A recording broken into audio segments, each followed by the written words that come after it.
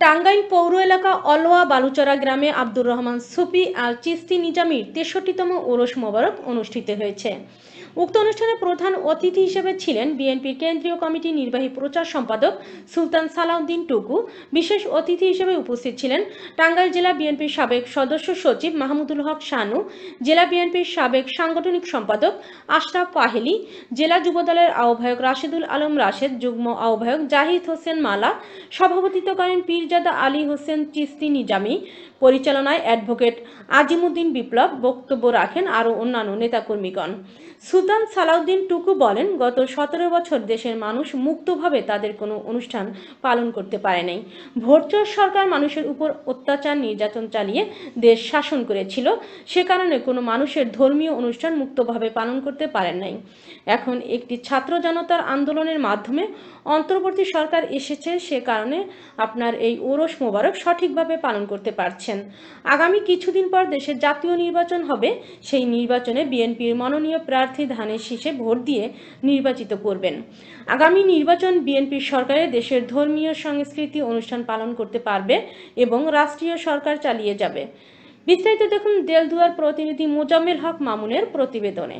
টাঙ্গাইল জেলা পৌর এলাকায় অলওয়া গ্রামের বালুচরা এলাকায় আব্দুর রহমান সুফি আল চিস্তি নিজামীর অনুষ্ঠানে ৬৩তম উরুস মোবারকে প্রধান বক্তা হিসেবে সালাউদ্দিন টুকু ভাইয়ের বিশেষ কিছু বক্তব্য আপনাদের মাঝে তুলে ধরব। প্রিয় ভাই ও বোনেরা, বাংলাদেশের যে বর্তমান পরিস্থিতি, বিগত দিনে একটি সরকার ছিল অবৈধ সরকার, যারা ভোট ডাকাতি করেছে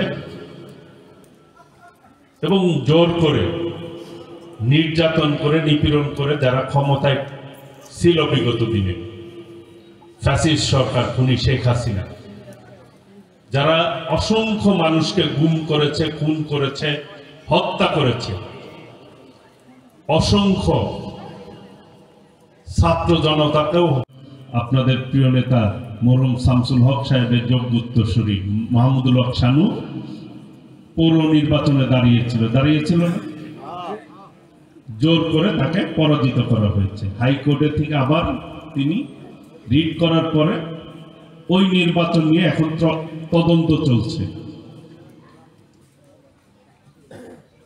এই ভোটের অধিকার যারা হরণ করেছিল তারা থাকতে পারে নাই, পালিয়ে যেতে বাধ্য হয়েছে।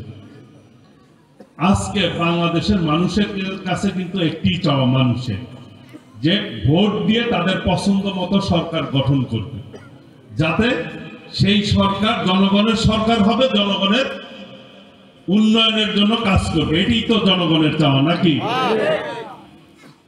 সেই ভোট নিয়ে আজকে বিভিন্নভাবে বিভিন্ন কায়দায় পাচ্ছে আমাদের সেই প্রিয় নেতা সাধারণ সম্পাদক, আমাদের অত্যন্ত শ্রদ্ধাভাজন জননেতা দেখতে পাবো।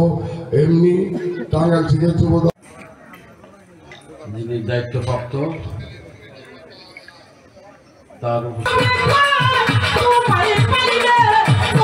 আপনার এলাকায় অন্যায় অত্যাচার ঘটে যাওয়া ঘটনা আমাদেরকে জানান, আমি দেশ ও জাতিকে তুলে ধরব।